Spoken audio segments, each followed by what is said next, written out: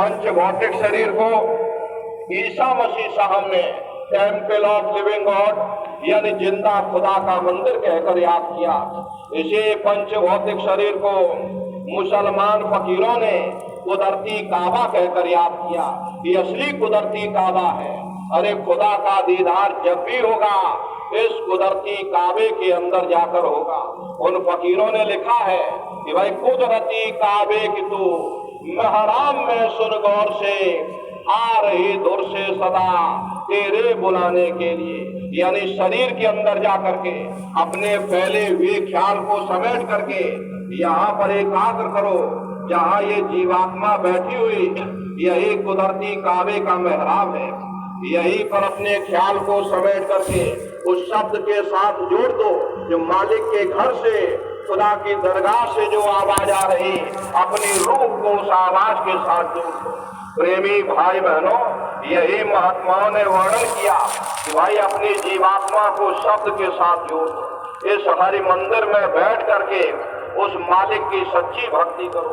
यही कबीर साहब ने फरमाया कि जो दिल माही तेल है, जो चकमक में आग, और तेरा साई तुझ में, और जाग सके तो जाग। जिस तरह तिल में तेल होता, पत्थर में अग्नि होती, ठीक उसी तरह से वो मालिक हर एक के खट खट में, हर एक के वजूद के अंदर बैठा हुआ। यही आपकी धर्म पुस्तकों में भी लिखा है, अरे मोकू का घोड़े रे बंदे, मैं तो तेरे पास में, ना तीरथ में ना मूरत में, मैं तो हूँ विश्वास में। ना मैं तीरथ में मिलूंगा, ना मैं मूरत में मिलूंगा, ना प्रेमी भाई बहनों अन्य किसी जगह पर मिलूंगा। मैं जब भी मिलूंगा तो मैं तुम्हारे अंदर मिलूंगा। इसलिए अपने वजूद के अंदर जाकर के सूरत शब्द नाम की कमाई करो। चारों तरफ से अपने ख्याल ध्यान को समेट करके शब्द के साथ जोड़ने की कोशिश करो। अरे नारियों, जो पानी 100 सुराखों से बहेगा वो कभी खेत नहीं सींच सकता। अगर हम अपने ख्याल ध्यान को चारों तरफ से फैलने देंगे हम कभी कुछ भी प्राप्त नहीं कर सकते। इसलिए प्रेमी भाई बहनों, और काम सब दे बढ़ाई, शब्द गुरु की करो कमाई। सभी कामों को छोड़ करके केवल एक काम करो, सूरत शब्द नाम की कमाई करो। यही कलयुग में जीवन का आधार है। मुक्ति प्राप्त करने का एक आधार है सूरत शब्द नाम की कमाई। साधन 3 सारे वर्णे और साधन सब थोथे मांग। इस कलयुग में उस मालिक को प्राप्त करने के लिए संतों महात्माओं ने केवल 3 ही साधन बताए। पहला है सुमरन, दूसरा है ध्यान और तीसरा है भजन। सुमरन के प्रेमी भाई बहनों, सुमरन कहते उस मालिक को याद करना, ध्यान कहते हैं दृष्टि को एकाग्र करना, और भजन कहते कान में उंगली डाल करके उस शब्द को सुनना, नाम को सुनना जो मालिक के घर से आवाज आ रही है। तो कैसे आप लोग सुमरन करोगे, कैसे आप लोग ध्यान करोगे और कैसे आप लोग भजन करोगे, अच्छी तरह से बैठ करके समझ लीजिएगा और घर पर जा करके आप सभी लोग करिएगा। तो सबसे पहले सुमरन कैसे किया जाएगा? सुमरन करने के लिए एक माला आप लोग ले लीजिएगा। देखो प्रेमी भाई बहनों, ये 108 दाने की माला है। अपने अपने घरों में बैठकर बाहर से अपनी आंख को बंद कर देना और दोनों आंखों के मध्य भाग में अपने ध्यान को जमा करके मन ही मन अंदर ही अंदर जय गुरुदेव नाम का उच्चारण करिएगा। हर दाने पर जय गुरुदेव नाम का उच्चारण, हर दाने पर जय गुरुदेव नाम, हर दाने पर जय गुरुदेव नाम बोले 108 बार करिएगा। दूसरी बार फिर यहीं से शुरू कर देना, हर दाने पर जय गुरुदेव नाम, हर दाने पर जय गुरुदेव नाम, हर दाने पर जय गुरुदेव नाम बोले 108 बार करिएगा। तीसरी बार फिर यहीं से कर देना।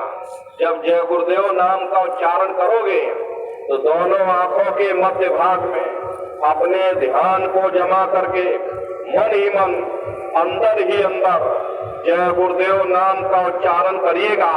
जिसको आप याद कर रहे हो, एक समय ऐसा आएगा वो अंतर में तुम्हारे सामने प्रकट हो जाएगा।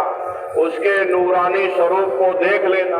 बड़ी भारी कयामत है, एक बार देख लोगे सारी जिंदगी नहीं भूलोगे। फिर उसी के स्वरूप को याद करके जय गुरुदेव नाम का सुमरन आप सभी नए प्रेमी भाई बहन करेंगे तो हर दाने पर जय गुरुदेव नाम कुल 108 बार करेगा। चौथी बार फिर यहीं से शुरू कर, पांचवी बार फिर यहीं से, और इस तरह से कुल 8 बार जय गुरुदेव नाम का सुमरन आप सभी नए प्रेमी भाई बहन करेंगे। किसी गफलत में मत रहिएगा। ये जय गुरुदेव नाम किसी साधारण इंसान का नाम नहीं है, ये स्वयं अनामी महाप्रभु का नाम है। हमारे गुरु महाराज इस कलयुग में जय गुरुदेव नाम का जहाज लगा कर गए। अगर इस जहाज पर सारी दुनिया बैठेगी, ये जहाज सारी दुनिया को पार करेगा। अरे अभी क्या देखते हो, वो समय आगे आ रहा, जय गुरुदेव नाम से आगे चल करके न जाने कितनी रूहें ये खेपों की खेपें पार होंगी। ये नए जीवों के लिए ये रास्ता और सरल किया गया प्रेमी भाई बहनों। वरना बहुत से पुराने प्रेमी अगर उनसे पूछा जाए कि जरा नाम रूप स्थान गाजे बाजे बता दो, वो तक भूल जाते हैं। अब इतने पुराने हो करके आप लोगों को आज तक याद नहीं हुआ, बड़ा भारी दोष लगता। इसलिए नए जीवों के लिए ये रास्ता और सरल किया गया। अब आप जय गुरुदेव नाम का सुमरन करिएगा, इसी नाम से नए जीवों का कल्याण हो। एक साध है सब सदै और सब साध है सब जाए। जो दो नाव पर पैर रखते वो बीच मझधार में गोता खाते। इसलिए अपने गुरु की उंगली पकड़ दो। गुरु तुम्हारा सच्चा रहबर, गुरु तुम्हारा सच्चा साथी है। जब मौत आएगी न रिश्ते नातेदार काम आएंगे, न कुटुंब परिवार वाले काम आएंगे। उस समय कोई मदद करेगा तो वह केवल तुम्हारा गुरु। इसलिए प्रेमी भाई बहनों, आप सभी जितने नए लोग हैं, आप लोग जय गुरुदेव नाम का सुमरन करिएगा। और जितने पुराने प्रेमी भाई बहन जिनको गुरु महाराज नामदान दे करके गए, आप लोग उसी पद्धति से नामदान सुमरन करेंगे। ये रास्ता केवल नए प्रेमी भाई बहनों के लिए है, पुराने प्रेमियों के लिए ये रास्ता नहीं है। पुराने जितने प्रेमी भाई बहन हैं वो गुरु महाराज जैसा आपको समझा करके गए, आप लोग उस तरह से करिएगा। ये रास्ता प्रेमी भाई बहनों केवल नए जीवों के लिए है। तो जय गुरुदेव नाम का सुमरन जितने नए प्रेमी भाई बहन हैं, आप सब लोग जय गुरुदेव नाम का सुमरन करिए। फिर दूसरा है ध्यान। ध्यान कहते हैं दृष्टि को एकाग्र करना। कैसे आप लोग ध्यान करोगे अच्छी तरह से समझ लीजिए और घर पर बैठ करके आप लोग करिएगा। प्रेमी भाई बहनों, अपने अपने घरों में आप लोग पलटी मार करके बैठ जाना। बाहर से अपनी आंख को बंद कर लेना। दोनों आंखों के मध्य भाग में जहाँ पर देवियां बिंदी लगाती हैं, पुरुष जहाँ टीका लगाते हैं, ये दोनों आंखों के मध्य भाग में दूर सामने आप लोग देखिएगा तो सामने आपको अंधेरा दिखाई पड़ेगा। उसी अंधेरे में एक जगह पर आप अपनी दृष्टि को एकाग्र करिएगा। होशियारी यही रहे कि आंखों की पुतलियां हिलने न पाए। शुरुआती समय में ये आंखों की पुतलियां हिलेंगी, लेकिन जब आप अभ्यास करोगे, करत करत अभ्यास से जड़मत होत सुजान, जब अभ्यास करते रहोगे तो आंखों की पुतलियां हिलना बंद हो जाएंगी। तो दूर सामने अंधेरे में एक जगह अपनी दृष्टि को एकाग्र करिएगा। ये सामने अंधेरे को ही देखते रहना, एक टक होकर के सामने अंधेरे को देखते रहिएगा। दृष्टि अपने आप एकाग्र हो जाएगी। और जैसे ही आपकी दृष्टि अंधेरे में एकाग्र होगी तो सुई की नोक के बराबर काले में भी काला बिंदु, बड़ा चमकीला बिंदु होता है, बहुत चमक मारेगा, वो आपको अंतर में सामने दिखाई पड़ेगा। जब वो चमकदार बिंदु दिखाई पड़ जाए तब आप अपनी दृष्टि को उस बिंदु पर एकाग्र करिएगा। प्रेमी भाई बहनों, जब आप अपनी दृष्टि बिंदु पर एकाग्र करोगे तो बिंदु के चारों तरफ से बड़ा भारी प्रकाश निकलेगा, चक्र की तरह से बहुरंगी प्रकाश होगा। वो प्रकाश धीरे धीरे धीरे धीरे बढ़ता चला जाएगा। साधक इतना मोहित हो जाता कि बिंदु को छोड़ देता और दाएं बाएं प्रकाश को देखने में लग जाता। और जब दाएं बाएं प्रकाश को देखने में लग जाओगे, क्योंकि प्रकाश उस बिंदु से निकल रहा और आपने बिंदु को छोड़ दिया, प्रकाश को देखने में लग गए, तो प्रकाश भी गायब हो जाएगा, बिंदु भी गायब हो जाएगा और फिर अंतर में अंधेरा छा जाएगा। इसलिए दाएं बाएं देखने की जरूरत नहीं है। आपका निशाना बिंदु पर टिका रहे जिसमें से वो प्रकाश निकल रहा। वही बिंदु दरवाजा है, वही बिंदु खिड़की है।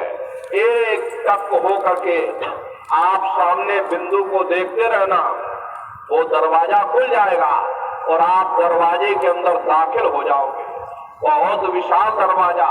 ये संसार जो आप देख रहे, ऐसे लाखों संसार एक साथ दरवाजे से होकर के निकल जाएं, पता तक नहीं चलेगा। इतना बड़ा विशाल वो दरवाजा है। प्रेमी भाई बहनों, उसी को हरित का द्वार कहा गया। वो हरित द्वार है। आप उसके अंदर दाखिल हो जाओगे, बहुत बड़ा मैदान आपको दिखाई पड़ेगा। उसी मैदान में आप खड़े हो जाओगे तो सबसे पहले आपको अपने सद्गुरु के स्वरूप का दर्शन होगा। वो आपकी उंगली को पकड़ करके आगे का सफर तय करेंगे। लेकिन प्रेमी भाई बहनों, सतगुरु के स्वरूप का दर्शन जब होगा जब आप जय गुरुदेव नाम का सुमरन करोगे। अगर आपने सुमरन न किया, उनको आपने याद न किया, तो भला वो आपको दर्शन क्यों देंगे? और जब आपको दर्शन नहीं होगा तो आप आगे का सफर तय नहीं कर पाओगे। इसीलिए जय गुरुदेव नाम का सुमरन कराया जाता। जब आप जय गुरुदेव नाम का सुमरन करोगे और फिर जब आप ध्यान पर बैठोगे और जब दरवाजे के अंदर दाखिल हो जाओगे तो सबसे पहले उन्हीं के स्वरूप का आपको दर्शन होगा। वो आपकी उंगली को पकड़ करके आगे का सफर तय करेंगे। तो ये है ध्यान करने का तरीका। एक बार फिर से आप लोग समझ लो कैसे ध्यान करोगे। पलथी मार करके अपने अपने घरों में बैठिएगा और ढीले बदन से बैठिएगा। आंखों को बंद कर देना, आंखों पर जोर मत डालना। बहुत से लोग क्या करते, ये अपनी आंखों पर जोर डालते हैं और जोर लगा करके देखते हैं। जब आप अपनी आंखों पर जोर डालोगे तो आंखों की पुतलियों में दर्द होगा, फिर आप अपनी आंख को खोल दोगे। इसलिए प्रेमी भाई बहनों, अपनी बाहरी आंखों पर कोई जोर मत देना। जैसे सोते समय धीरे से अपनी आंख को बंद करते हो, ऐसे धीरे से अपनी आंख को बंद कर लेना। सामने आप लोग देखिएगा, अंधेरा दिखाई पड़ेगा, बस आप सामने अंधेरे को ही देखते रहना। एक टक हो करके उस समय मन में कोई विचार नहीं आना चाहिए, किसी के बारे में सोचना मत, कोई चिंता मत करिएगा, शरीर को बिल्कुल हिलाइएगा नहीं, बस सामने एक टक हो करके आप अंधेरे को देखते रहना। देखते देखते देखते देखते आपकी दृष्टि अंधेरे में एकाग्र हो जाएगी और जैसे ही आपकी दृष्टि अंधेरे में एकाग्र हुई, सुई की नोक के बराबर काले में भी काला बिंदु, वो चमकीला बिंदु सामने दिखाई पड़ने लग जाएगा। और जब वो चमकदार बिंदु सामने दिखाई पड़ जाए तब आप अपनी दृष्टि को उस बिंदु पर एकाग्र कर दो। वही बिंदु दरवाजा है, वो दरवाजा खुल जाएगा, ये शिव नेत्र खुल जाएगा, ये दिव्य दृष्टि खुल जाएगी और आप दरवाजे के अंदर दाखिल हो जाओगे। तो ये है ध्यान करने का तरीका। और तीसरा है भजन। भजन कहते हो शब्द को सुनना, उस नाम को सुनना, उस आवाज को सुनना जो मालिक के घर से आवाज आ रही। तो कैसे आप लोग भजन करोगे? अच्छी तरह समझ लो कि आंख और कान को बंद करिएगा, दोनों उंगली कानों में डाल करके ये कानों को बंद कर देना। कान इसीलिए बंद किए जाते हैं ताकि बाहर की कोई आवाज हमको सुनाई ना पड़े। तो अपनी अपनी सुविधा के अनुसार बैठिएगा। कुर्सी पर चाहे कुर्सी पर बैठ जाओ, सोफे पर चाहे सोफे पर बैठ जाओ, या कोई कड़ा तकिया रख लीजिए और दोनों कोहनी उसके ऊपर रख करके और आंख और कान को बंद कर दीजिएगा। और जैसे आपको ठीक लगे अपनी अपनी सुविधा के अनुसार बैठिएगा। अब बहुत सी हमारी माताएं बहनें बूढ़े बुजुर्ग, अरे भाई आपके घुटनों में दर्द होता, रीढ़ की हड्डी में दर्द होता, आप बैठ करके भजन नहीं कर पाते हो तो आप लेट करके भजन करिए। ऐसे सीधे लेट जाओ और लेटे लेटे आंख और कान को बंद कर लो। अब जैसे आपको ठीक लगे अपनी सुविधा के अनुसार बैठिएगा, आंख और कान को बंद करिएगा। अरे यही तो कहा गया कि आंख कान मुख बंद कराओ, अनहद झिंगा शब्द सुनाओ। यानी पहले अपने आंख को बंद करो, अपने कान को बंद करो और प्रेमी भाई बहनों अपने मुख को बंद करो। दोनों उंगली कानों में डाल करके ये कानों को बंद कर लो और ऊंचे से ऊंचा ध्यान दे करके उस आवाज को सुनने की कोशिश करो। प्रेमी भाई बहनों, जब आप अपने कानों को बंद करोगे, ऊंचा ध्यान दे करके सुनोगे, आपको अनुभव होगा कि कहीं सीटी जैसी आवाज हमारे कानों में गूंज रही है। हर एक को सुनाई पड़ेगी कि इस तरह से सीटी जैसी आवाज। करना आपको कुछ नहीं, लेटे हो चाहे बैठे हो, आप सिर्फ उस आवाज को सुनते रहिएगा। सुनते सुनते उसी में लीन हो जाओ।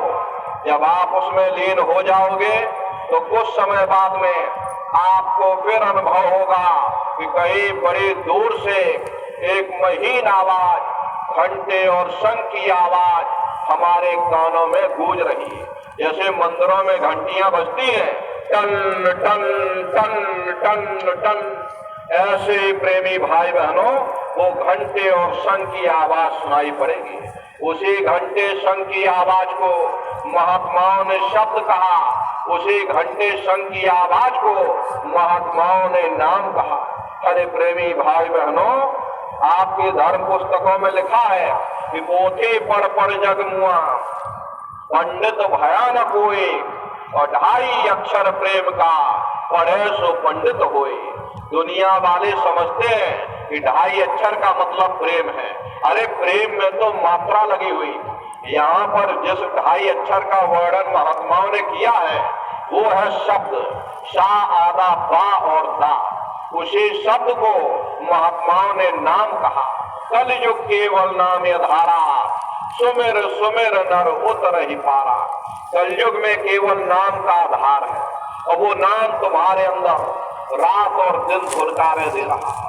उसी घंटे शंख की आवाज को मुसलमान फकीरों ने कलमा कहा। उसी घंटे शंख की आवाज को ईसा मसीह साहब ने वर्ड या लागस कहा। उसी घंटे शंख की आवाज को गुरु नानक साहब ने धुर की वाणी, सच्ची वाणी, अनहद वाणी कहा। उसी घंटे शंख की आवाज को चीन में जो महात्मा हुए उन्होंने इसको ताओ कहकर के याद किया। प्रेमी भाई बहनों, वो घंटे और शंख की आवाज तुम्हारे अंदर गूंज रही है।